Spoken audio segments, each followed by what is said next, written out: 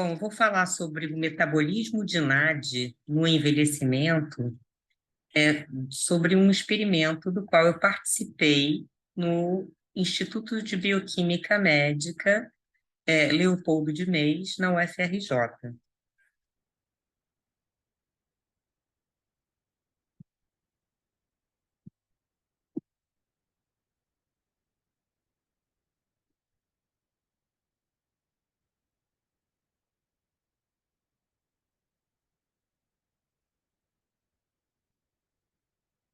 Bom, o envelhecimento é um processo natural, fisiológico, e que apresenta diferentes aspectos biológicos, psicológicos, sociais e comportamentais.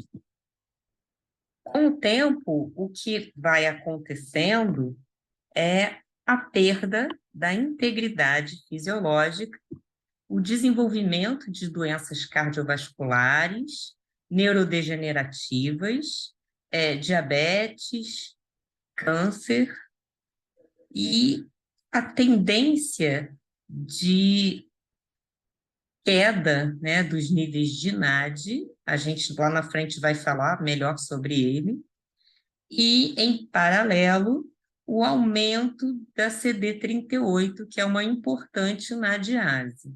Então, à medida que o declínio da idade, que o avançar da idade vai acontecendo, os níveis de NAD vão caindo e, paralelamente, a CD38 vai aumentando. Bom, a gente, falando sobre NAD, né, que é nicotinamida adenina dinukleotídeo, ele é um cofator e é um carreador de elétrons que participa do metabolismo energético.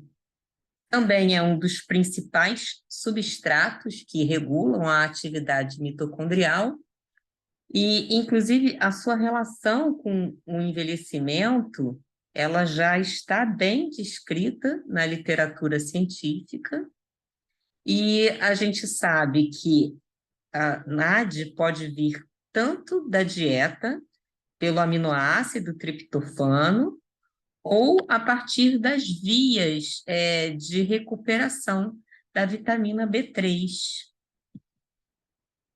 Então, aqui, voltando, a gente tem as funções redox e não redox do NAD, só que nesse experimento que eu pude participar, nós focamos na função não redox do NAD e o utilizamos como substrato para as NADases, avaliando o quanto dele nós conseguíamos quantificar em tecidos de fígado e de cérebro.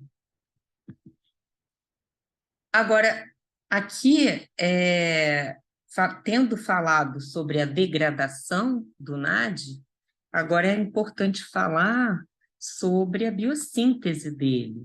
Então, nós temos aqui a primeira via, a quinurenina, que utiliza como substrato inicial o triptofano, que é proveniente da dieta e vai passar por reações enzimáticas, formando o ácido quinolínico, e aí que vai para a segunda via, conhecida como a Press-Hengler, onde vai ter o ácido nicotínico formando o NAD, e aí, por fim, a terceira via, a via de salvamento, que é a via capaz de regenerar o NAD, aquele que foi consumido por enzimas NADases, formando o NAN, que é a nicotinamida, que é transformada novamente em NAD.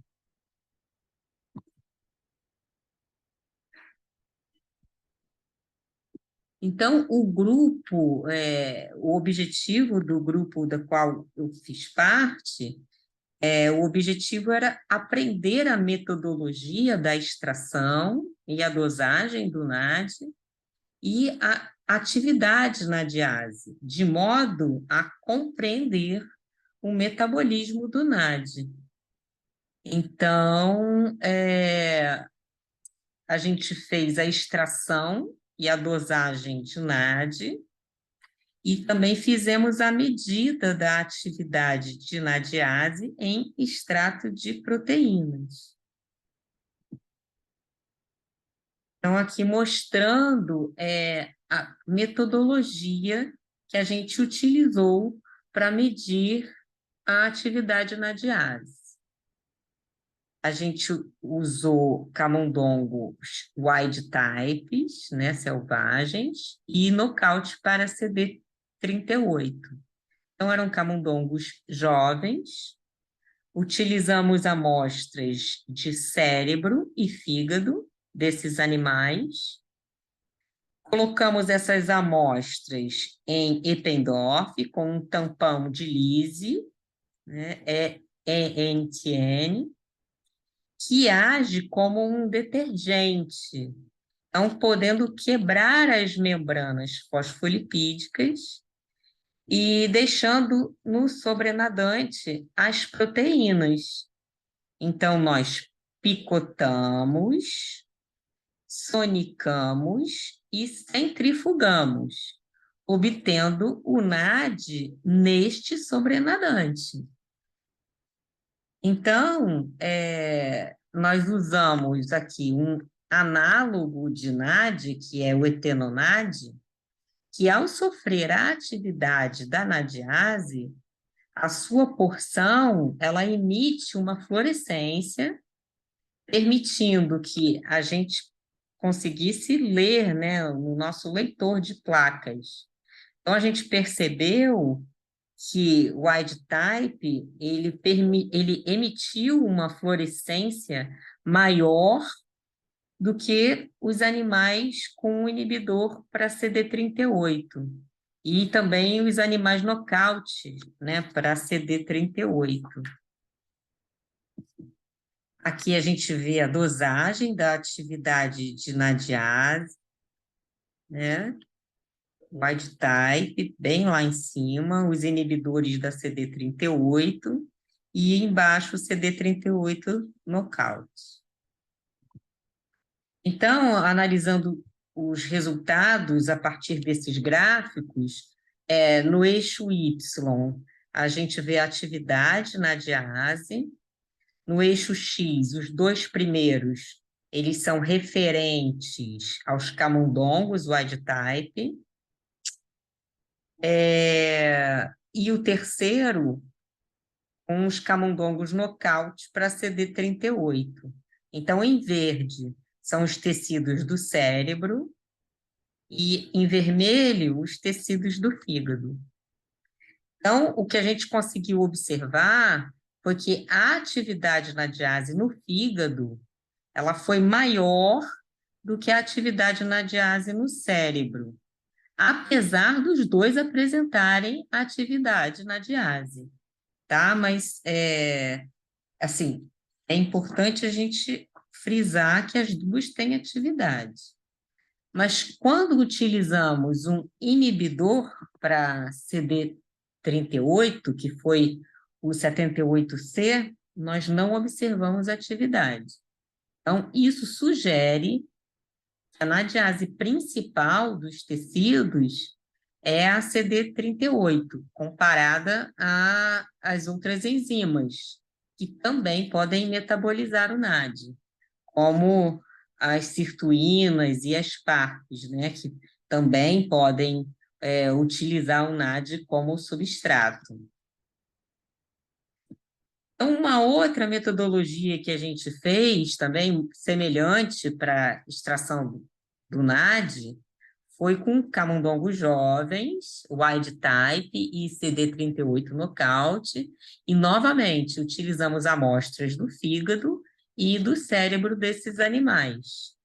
Só que agora nós utilizamos um tampão de ácido TCA 10% no Eppendorf, onde picotamos, sonicamos e centrifugamos.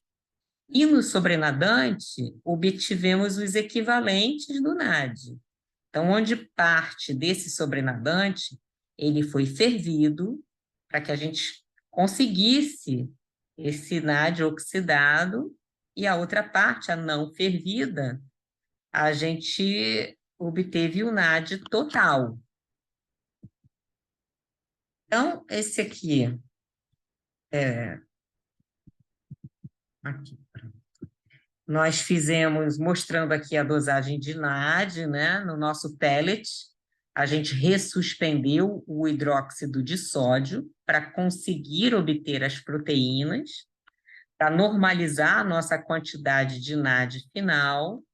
Então, a partir disso, fizemos uma diluição seriada, né? Fizemos placas com 100 poços, pipetamos 100 microlitros em cada poço nas nossas amostras e usamos um mix de reação, é muito importante, né, com as enzimas específicas e os substratos essenciais para esse experimento, para conseguir ciclar o NAD. Bom, aqui a metodologia desse mix de reação, né? Eu tenho o NAD e o etanol NAD, onde a diaforese ela vai catalisar a reação, gerando como subprodutos o acetoaldeído e transferindo os elétrons para a NADH.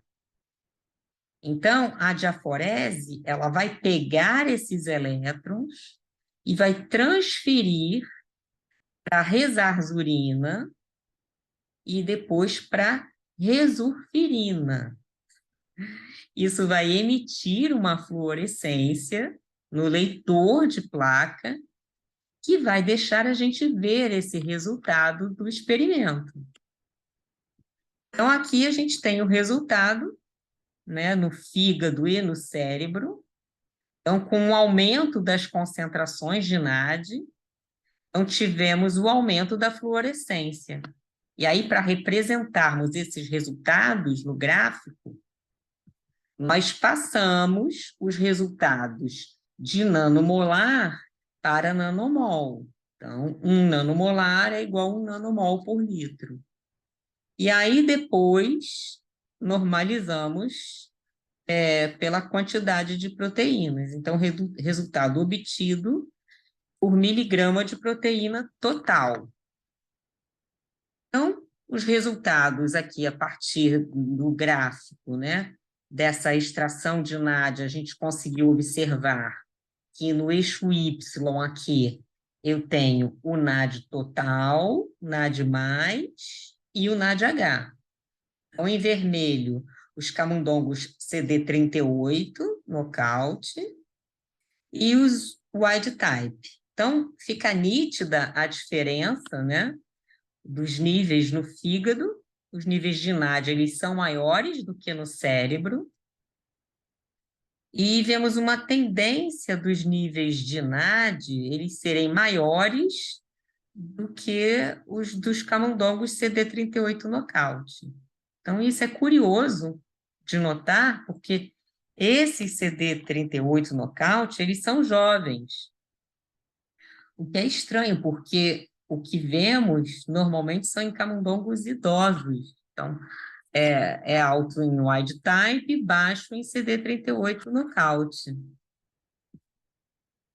Então, a conclusão que a gente pode chegar é que a CD38 é a principal nadiase em cérebro e o fígado possui uma maior quantidade de nadiase comparado ao cérebro. E esse foi o grupo do qual eu participei, né? É o grupo que estuda NAD no envelhecimento no Instituto de Bioquímica Médica Leopoldo de Meis, na UFRJ. Muito obrigada.